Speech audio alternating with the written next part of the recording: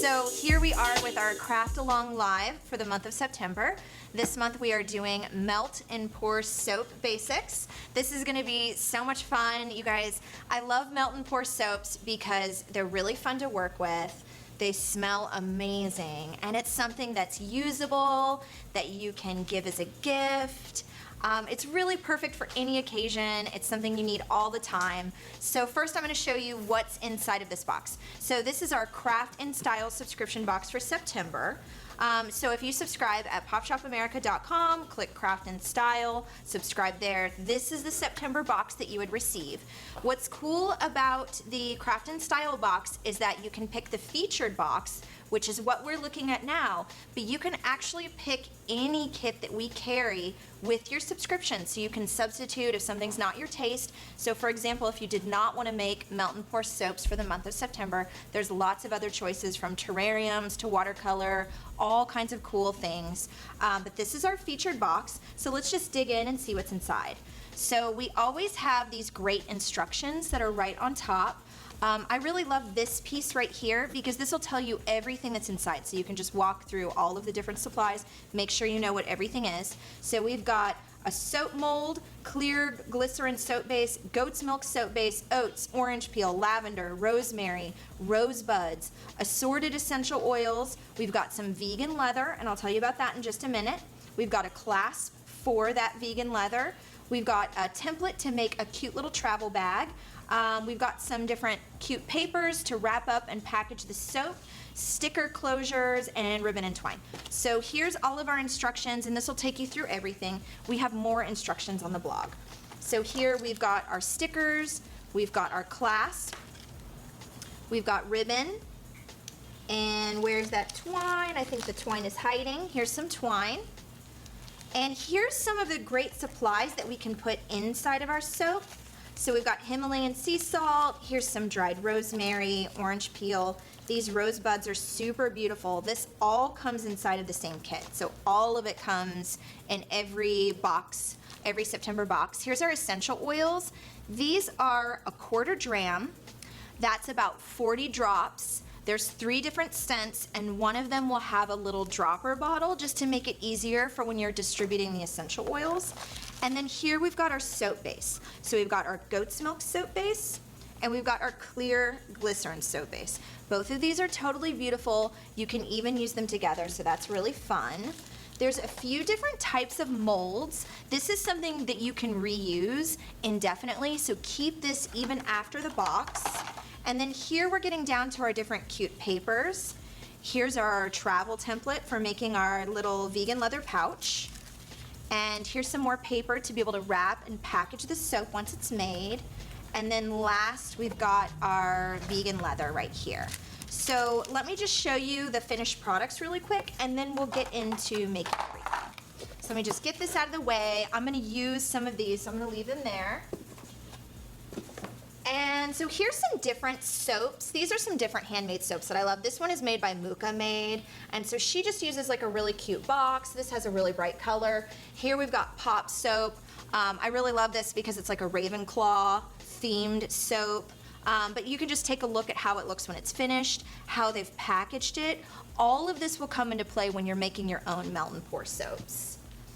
Here, this is actually my demo for the Melt and Pour soap, so this is one that I made. This is the exact paper that came in the kit. This is one of the stickers that came in the kit, super cute. This one I love. This is a company from Kansas City, and she just puts her beautiful soaps in a cardboard box. And what I love about this is you've got this beautiful moss in there, and then she gives you like an assortment of soaps. So if you wanted to make this for a friend, this would be a really cute way to do it, is make a few different types and then put them in the same package together. Here we've got our finished leather pouch. This is a vegan leather. So this is what you're gonna make inside of the kit with the supplies inside of the kit. It's actually really simple and it's super cute. And this is really great for traveling if you want to take these soaps with you, you know, through the airport while you're going out of town. If you want to be able to give this as a gift, you could also just carry this as a really cute clutch. This is actually really easy to make, no sewing required, and it's super sweet. So we're gonna make that as well. So let's just go through all of the different supplies that we're going to work with for this melt and pour soap, and I'm going to tell you a little bit more about them and a little bit more about how they work together. So whenever you get started, you're going to want to open up your goat's milk soap base, your glycerin soap base, either one, whichever one you want to work with first. So here is my bulk goat's milk soap. This is a lot of soap base. So this is what we use when we're doing a big group workshop, when we have like 20 people, 30 people. And as you can see, I've already cut some and I put it in a crock pot. So the first step in making them is to start to melt them down. So what I've done, as you can see,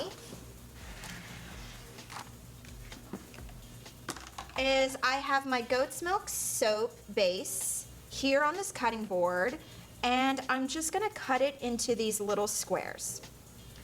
If you're subscribing to the Craft and Style box, then you'll receive it pre-cut into squares. But if you're working from scratch, if you're working from a bigger soap base, or if you love this project so much that you want to keep making it, then this is probably going to come into play. You will need to cut them down into small, probably 1-inch pieces. The reason that you want to cut them down is that it's going to melt a little bit easier once you heat them up, and it's just going to work a little bit faster, and it can help you be a little bit more consistent because it's going to heat faster. So we just cut them into little cubes. It's totally safe to use your hands for this.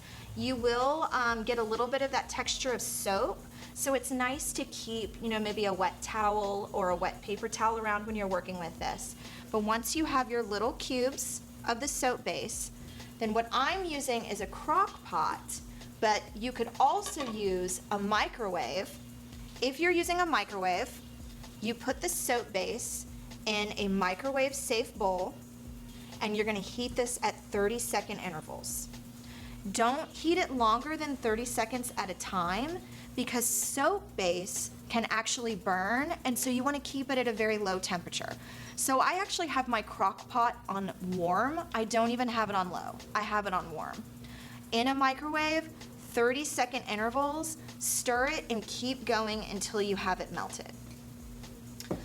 Now once you have it melted, now you can start to do a couple of different things. One is that you can add some really cute supplies. You can add salt if you want to make a salt soap, which is really healing for the skin. It's also a little bit drying, so it's really lovely if you maybe have like combination skin or oily skin. You can use flowers, so you can just make something that's really beautiful. We've got oats, which will add a little bit of exfoliation, and that can be really healing for the skin as well.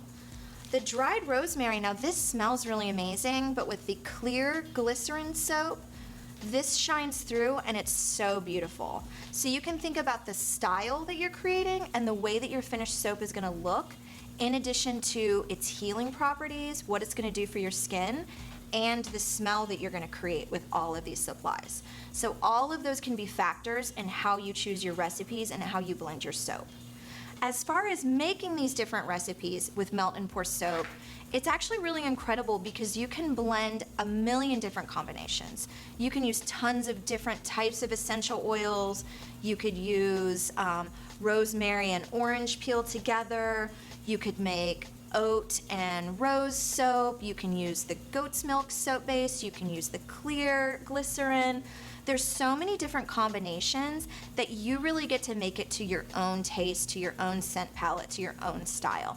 So this is a really fun way to experiment when you have all of these different supplies and just get a sense of what you like. So once you have an idea of your recipe, what we're gonna wanna do is get our soap mold ready. We leave it just like this. So before you get started, if you like, you can rinse it out, dry it out thoroughly, but you don't have to do anything else. And then whenever you're ready, you know the different supplies that you're gonna add, then we're just gonna pour the melt and pour soap base into the mold, or you might want to mix in your ingredients in your crock pot and then pour it into the mold. So I'm actually gonna do that. I'm actually gonna pour some ingredients directly into here, stir it really thoroughly, and then everything is gonna go into the mold. So I'm actually gonna show you two different ways to do this, just so you kind of see a bit of variation. So, for example, with these roses, now I want these roses to show. So I'm gonna want them to be right on the surface of the soap. So I'm not going to add these and mix them thoroughly into my soap base, right? I'm gonna leave these until the very end, and I'm gonna drizzle them on top so that you can really see them and like get that full spirit of the rose. But let's make, so I've got this orange peel right here. I love this. So what I'm gonna actually do is I'm gonna mix in some of this orange peel. With anything that you're mixing into your soap base, if you take a look, I just added the tiniest little sprinkle. I actually added probably less than a quarter teaspoon. I would say that this is maybe even less than 1/8 of a teaspoon. Let me see if I can show you what I've done here. So this is really important. The reason I'm talking about this, the reason that I'm talking about this is that this is a really important component to melt and pour soaps. You should never add too many dry ingredients, too many liquid ingredients. It should actually never be, anything that you add in should never be more than about 3% of the total volume. When you're working with a soap mold this size, that's gonna be less than a teaspoon and probably less than half of a teaspoon. So all of the ingredients that you mix in, everything you mix in, essential oils, dry ingredients, all together, that should be less than about 1/2 of a teaspoon for a mold like this. This is a pretty standard soap mold, so pretty much any mold that you get at, say, like Hobby Lobby or on Amazon is gonna be around the same number of ounces. This is about 12 ounces, okay? So now, just getting back to the soap that we're working on, I have the tiniest little bit of orange in here, and once you start to stir it, you're gonna see that it is plenty. So a little bit of orange, a little bit of this beautiful lavender. So that might sound like a slightly odd combination, but what's really beautiful about these supplies is that they all work together really well. Lemon and lavender is actually one of my most favorite scent combinations in the world. So the orange is just gonna give it a fun little twist. And now I've got my bulk essential oils. So I'm just looking for something citrusy, and I'm literally just gonna add a couple of drops, and then I'm gonna start pouring it. That's the first way that I'm going to make this soap, but I do want to show you how I'm going to add the flowers and what that experience would be like. So now we're just going to stir everything really thoroughly. We've got the tiniest little bit of essential oils. We've got our lavender. We've got our orange peel. This smells absolutely incredible. You guys are going to have a really similar experience when you work with your own melt and pour soaps, that they just smell absolutely amazing. And now all we have to do is pour. Now I'm gonna actually pour these slightly low for the mold, and that's totally okay. What I don't wanna do is over pour it and have the soap base spilling out of the mold. Then it's gonna be a mess, then we have to, worry about cleanup. So I'm just gonna pour them slightly low. Oop. Got a little chunk at the end, but that's okay. So this one, you see how it wasn't quite melted all the way? That's totally okay. All I'm gonna do is I'm gonna take a little knife, see that? And I'm just gonna pick it right back out. So here we've got our orange and lavender soap with goat's milk. And I'm just gonna let this set. I'm not gonna do anything else to these. If you wanna go above and beyond and you want your soap to look perfectly professional, make sure that you have a spritzer bottle with rubbing alcohol on hand. You're gonna spritz the surface of these soaps, and that's gonna remove these tiny little air bubbles that are on top of this. You do not need to do that. I'm not gonna do that. It's not something that anyone would notice, but if you wanna be a professional soap maker, or if you want these to look extremely professional, then that's something that you could do. Now these are completely done, just like I said, so we're just gonna let them harden. That's gonna take at least an hour, but it could take even overnight. A good way to make sure that you don't accidentally pull them out too soon and potentially like mess up the surface or even ruin them is just wait overnight and just wait a little bit longer than what you would need to, and then you know you don't have anything to worry about when you pull them out of the soap mold. So again, at least an hour, but I would say overnight will be perfect. So I'm just gonna kind of revamp and get a couple of new things going so that I can show you some of this clear glycerin soap, and I'm going to do some layering and just a couple more techniques along the way. So we're just going to regroup for a quick second. All right, do you want to help me with something? Oh, I don't know. I'm checking my phone to see if there's any questions. There are, it's not even, it doesn't even show me that it's live. It says this live event will begin in a few moments. That's all I'm getting on mine. All right. We're ready. So no questions. Okay, so in that case, so I'm going to get this clear glycerin soap going. I want to show you guys a layering. I also want to, before we move on, I do want to show you how I'm going to put these roses in the soap. So why don't we just go ahead and put it in one of these, and then this what I'm going to do is I'm going to make a clear glycerin soap with a goat's milk behind it, so you can see like a dual surface, right? It's going to be part clear and then part goat's milk, and that's going to be. Asked a question. Can you put fresh orange peel in the soap, or does it need to be dried? You guys, sorry if you're asking a question and I don't see it right away. My questions are not showing up on my phone. I have no explanation for that other than we're live. Yes, you could put fresh orange peel in it. However, the reason that dried is better is because it doesn't have any moisture in it. When you're using fresh, you could see some shrinkage, but with orange peel, it's not really wet enough to where it's going to pose much of a problem. So in this case, dried is better, but fresh is okay too. If you're using fresh, what I would recommend doing is actually zesting it, so you have a really fine grain, super fine, super thin amount of orange. I would not use large chunks of orange, and definitely be careful to avoid the juice. You only want to be using that beautiful orange peel on the outside. You wouldn't even want to use the white rind that's on the inside, or the middle part basically. So our soap, as you can see, is already starting to solidify.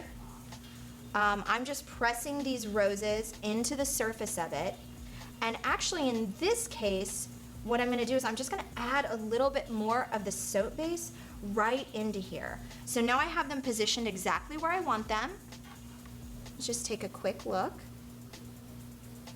And treat this like a sculpture. Make sure that you place your objects, if you have some bigger pieces like these roses, make sure you place them in a way that's going to be aesthetic to you later.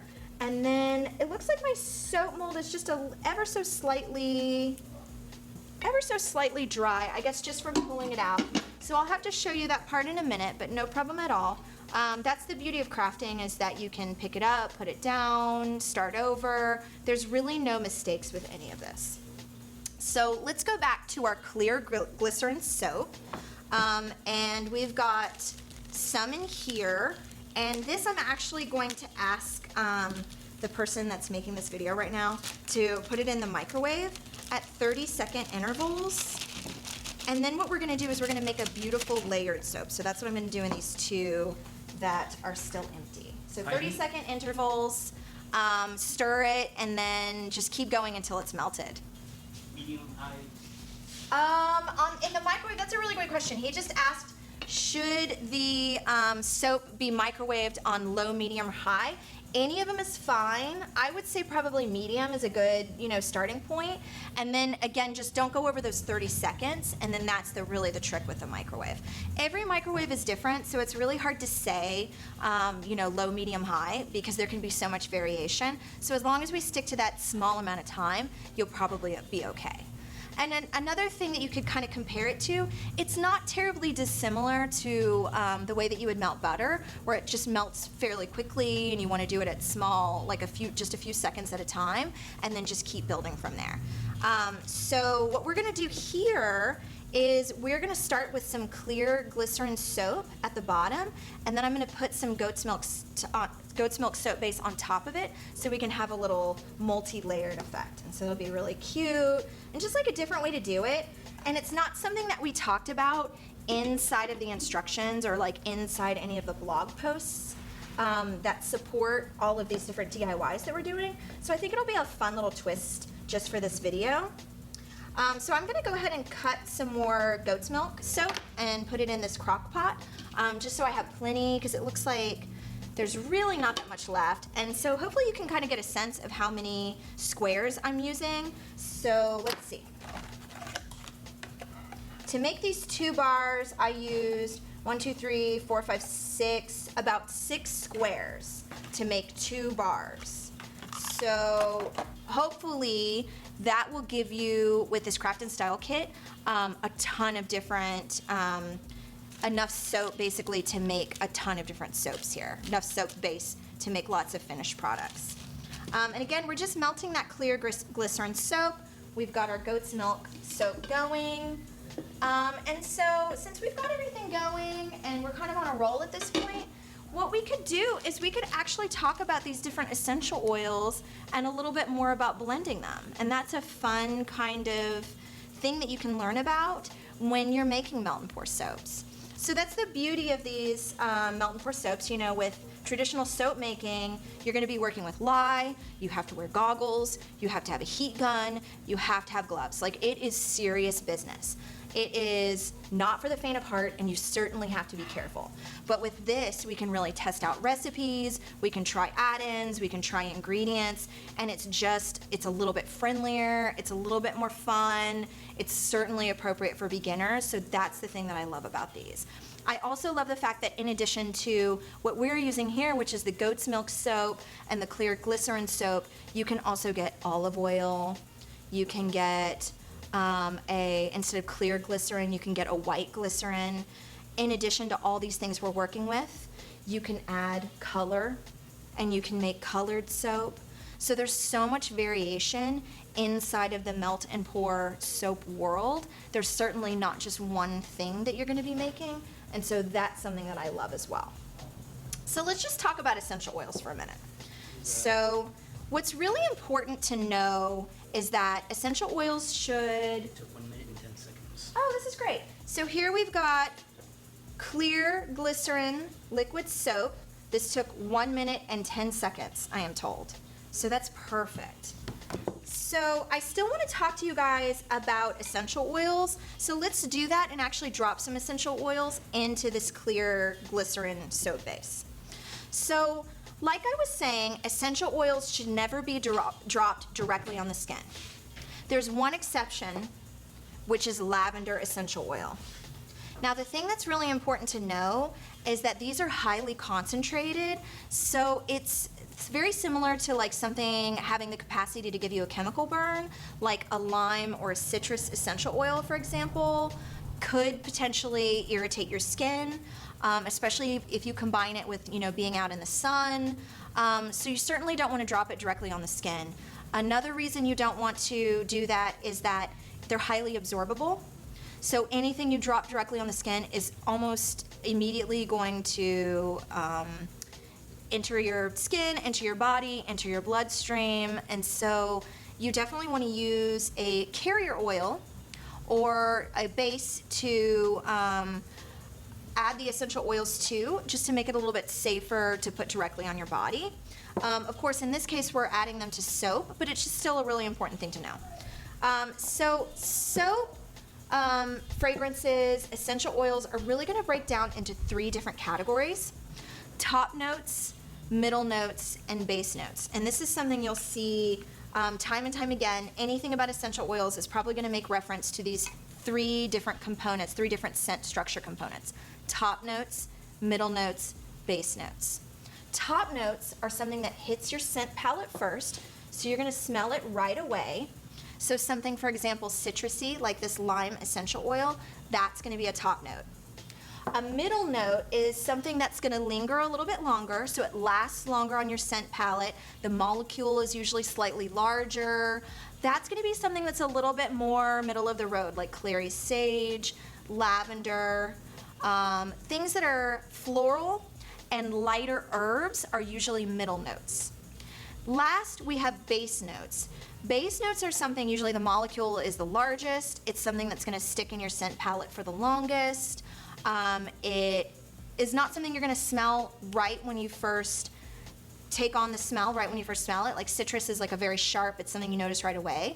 Whereas the base note, things that are a little bit muskier, are something that lingers longer.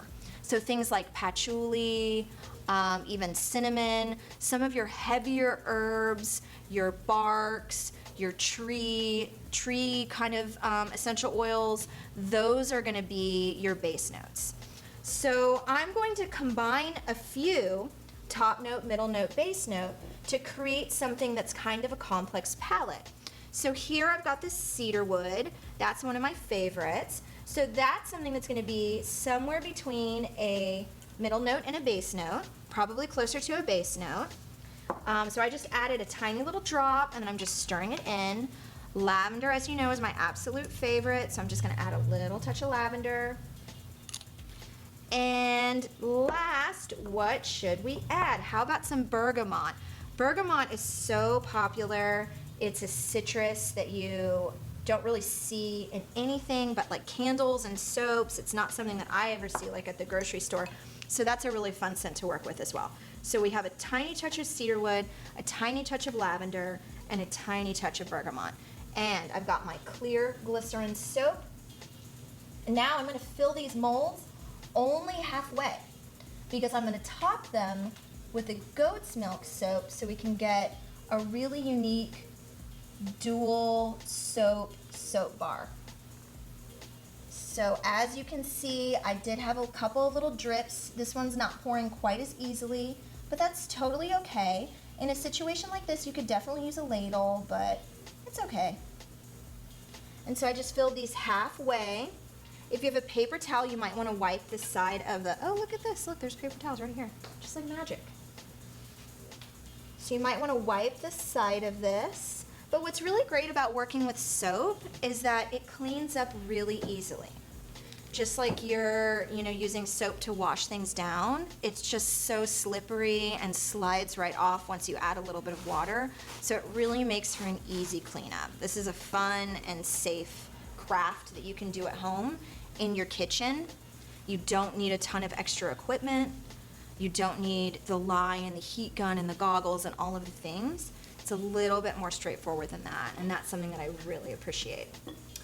So, looks like our goat's milk soap is not melting quite like I would like. So I'm going to add this back to low. It was on warm, which should be fine if you guys are doing this at home, but because we're working a little bit quickly, I just need to make sure that it's melting a little bit faster. And yeah, I think we need to microwave this. I think that you could be able to put this right in the microwave if that feels okay to you. Otherwise, you're welcome to dump it into another container. It's really warm. You got it? Is it okay? I have chef hands, so when I'm holding hot things, it's like I just don't even notice. So I always worry about when I pass it to somebody else, like, is it hot or is it not hot? So here we've got our scented soap with essential oils. This isn't quite set, so I don't want to tilt it up too much to show you. We've got our finished goat's milk soap that is already nearly solidified, even in this short amount of time. So I just want to tell you a little bit more about some of these different essential oils, where they lay on the spectrum of top notes, middle notes, base notes, and then we'll pretty much be done with this melt and pour soap demo. So here we've got grapefruit, top note, jasmine. Hopefully you guys can guess that this is floral, so this is going to be a middle note. We've got that cedarwood, which we talked about before. Now, cedarwood's certainly not as musky. It's earthy, but it's not as musky as, say, like a patchouli or maybe like a eucalyptus, but it's definitely in that base note range. Now, what's really funny, now I mentioned eucalyptus, and here's peppermint. There are certain essential oils that maybe would be considered medicinal, like tea tree, and don't necessarily exactly fall inside of that top note, middle note, base note spectrum. Like peppermint, for example, this is really overpowering. So 1 drop of peppermint oil is gonna combine with probably like 10 drops of bergamot or lemon or orange. This is so overpowering, it's so intoxicating that you just need the tiniest amount of this compared to some of the other scents that you're working with. And what's really interesting is that when you have that quality in an essential oil, it might be one that doesn't exactly fit in that top note, middle note, base note range. It's one that we often consider medicinal. So eucalyptus, a lot of people would call that a base note. Some people would call that a medicinal. Tea tree oil is the same. Peppermint is the same. And here I see our goat's milk soap is on the way back. About 30 seconds. And that was 30 seconds. 30 seconds in the microwave. And I'm actually gonna spoon this in because I wanna be really careful at this point. So first I just wanna add a little bit to help set those roses. So I'm just gonna ladle a couple of different times, just enough to kind of surround the roses without adding too much to the top, too much to the surface. Okay, and this I'm gonna pour. So now I'm back to adding the goat's milk soap on top of the glycerin. And as you can see, the surface of the glycerin is holding, and this is just pouring right on top of it. So once we pop it out of the soap mold, this goat's milk is gonna be behind it, so we'll have a clear layer and then a white layer, and it's gonna look really pretty. And that's it. Here, you wanna take that? Here, we can put it actually back right here. I would move the essential oils out of the production. Sure, yeah, let's move. Sorry guys, I have all these essential oils in here. I got so excited about telling you all their different qualities and properties. We work with essential oils a lot. It's definitely one of the most popular things that we do at Pop Shop America. The kits, like for example, we have a pressed flower candle making kit, we have a floral milk bath soak kit. Those contain essential oils, and they're some of the most popular kits we have at Pop Shop America. So working with essential oils is something we do a lot, so I certainly get excited when talking about it. So now, at this point, it's really just a waiting game. Again, I'm gonna take these out of the mold in just a few minutes and show you guys the finished product. But when you're making this at home, I would definitely wait overnight before you take them out of here. Hey you guys, so we're back. We now have our soaps in the mold. They're ready to be popped out. If you remember, we needed to wait about an hour or up to about 12 hours to pull these out of the molds. So these are all the soaps that have been sitting in the molds overnight, so for about 12 hours. And I just want to show you all of the different things that we used in these soaps. So for this one, we have jasmine, lavender, and chamomile flowers. This is going to be really gorgeous. This one has just a little bit of dried rosemary in it. And what's really great about these clear soaps is that you can see those air bubbles that were left. If you remember before, I was mentioning that you could spritz the surface with rubbing alcohol while it's still wet, and that would remove all of these air bubbles. But I wanted to show you guys what it would look like if you didn't do that, just so you would be able to tell the difference. Then over here, we've got all of our goat's milk soaps that we made on camera. If you remember, this is the one that had the roses in it, and this is the one that I said I was gonna smooth the surface. Well, what I did instead is I made this big old mess, but this is a really great example of what not to do. This is the goat's milk melt and pour soap base that's been overheated. This was overheated in a crock pot on low. So this just reiterates that make sure that if you're using a crock pot that you only use the warm setting. Do not even turn it up to low because it's gonna create this crazy texture. And what happens is rather than it being liquid, it just stays in this putty, kind of gooey surface like texture, and it doesn't smooth or like look terribly good. But I'm gonna fix this off camera and I'm gonna show you what I've done to fix this. These are our dual clear glycerin and goat's milk soap. the ones that I made that are layered. And this is the one that has the orange peel and lavender in it. So now we're gonna pop them out. So let's go. So to pop these out, all I'm gonna do is just add a little bit of pressure on the other side of the mold and see they just fall right out. This will not happen easily if you try to take them out early. This is just another reiteration of don't take them out until you've left them in here overnight. And the bigger they are and the more uneven the edges are, the harder it's gonna be to get out of the mold. So you see me like struggling with this one a little bit more than the other ones. It's because not only is it bigger, but I had that uneven edge. But it's gonna come out, and it's coming. And here we go, we got it. And so what's really funny is you see, this didn't even connect with this other piece. I thought that these were connected, but it's not.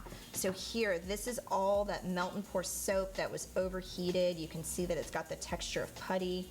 This is revealing our roses again, and I'm gonna show you how to clean up these edges. I'm gonna do this off camera, but I'm gonna explain my technique to you guys in just a minute. What's really great about the clear glycerin is being able to see through it just makes for such a pretty soap. And see, we've got a lot of different shapes too. What's really great about these soap molds is you can find them in a million different shapes. So here we've got these geometric shapes. These are called massage bars, and you can find lots of other shapes too. And here are the layered soaps. That's the clear glycerin with goat's milk on the bottom. Here's another clear glycerin with goat's milk on the bottom. Just totally beautiful. I love the way that they're layered. Here we've got that beautiful lavender and orange peel right here.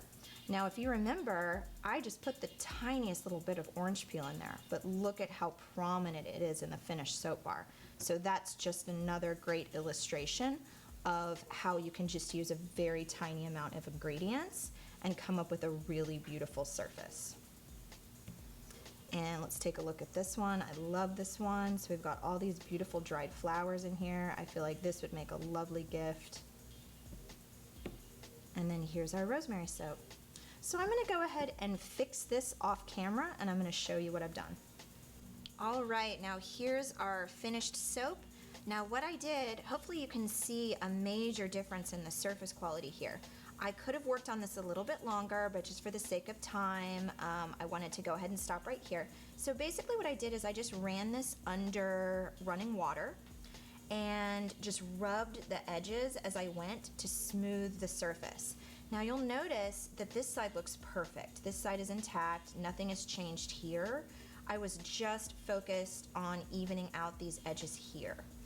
So we've made some major improvements. And then if you want to be even more detailed, what you can do is just grab a little butter knife like this and just smooth the edges. Just press down really gently and you can smooth that even further. So this is a great technique if you're not perfectly happy with the surface quality. Once you're done, you can just continue to smooth. And now we've got all of our finished soaps right here. We've got this beautiful rose goat's milk soap bar that I hope you love. I hope you love these melt and pour soap recipes and that it inspires you to make them for yourself. If you have any questions about any of the DIYs we did today, visit me at popshopamerica.com. My name is Brittany Bly, I'm the founder, and if you want more videos like this, make sure to like, subscribe, and ring the bell for notifications.